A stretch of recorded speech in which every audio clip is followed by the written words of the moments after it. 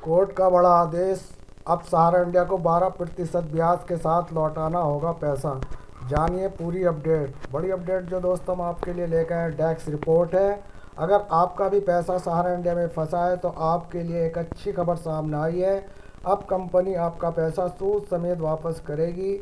यही नहीं, कंपनी को मुकदमे में खर्च किए गए पैसे को भी वापस करना होगा।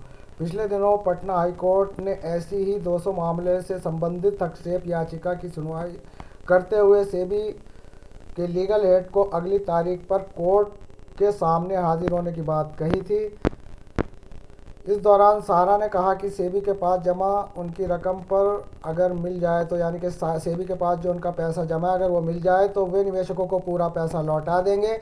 इसी बीच शेखपुरा जिले की उपभोक्ता अदालत ने एक मामले की सुनवाई करते हुए सहारा इंडिया के निवेशकों को मुकदमा का खर्च और परिपक्वता तिथि से अब तक 12% ब्याज के साथ राशि भुगतान करने का आदेश दिया है। यह आदेश अध्यक्ष जफर इमाम मालिक तथा पुरुष सदस्य अजीत कुमार सिन्हा की 2 सदस्यीय पीठ ने सुनाया।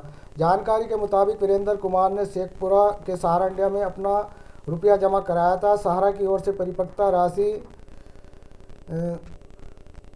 2,47,416 रुपये 2019 में भुगतान करना था।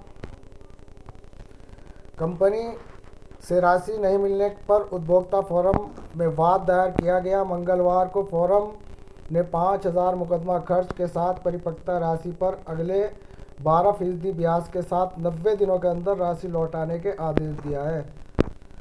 तो दोस्तों, जैसे कि आप जानते हैं कि निचली अदालतों में इंसाफ मिलता है और सहारा निवेशकों का पैसा 90 दिन में नहीं लौटाते और यही मामले हम अक्सर देखते रहते हैं। अब पैसे मिलने की कोई ऐसी बड़ी प्रक्रिया सामने नहीं आ रही जो पूरे हिंदुस्तान के निवेशकों को पैसा मिल सके। यहाँ कोई राज्य सरकार अगर अपनी तरफ से कड़ी कार्रवाई करती है तो वहाँ पर थोड़ा बहुत जो है यहाँ पर पैसा दे दिया जाता है निवेशकों को। वो भी हम देख रहे हैं कि कुछ जगह पर जिसके 50,000 थे उन्हें 13,000 रुपये दिए गए, लेकिन वो भी प्रशासन की तरफ से दिए गए, ना कंपनी की तरफ से दिए गए और ना सेबी की तरफ से दिए गए और ना सुप्रीम कोर्ट के किसी आदेश की तरफ से दिए गए।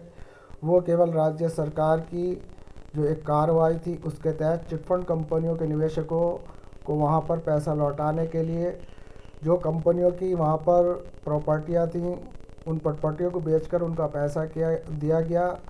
और सहारा की भी वहाँ पर छत्तीसगढ़ में प्रॉपर्टी थी, उनको बेचकर जो पैसा जमा हुआ उसमें से जिसके 50,000 थे उसे 13,000 रुपये दिए गए। और बाकी का पैसा कब मिलेगा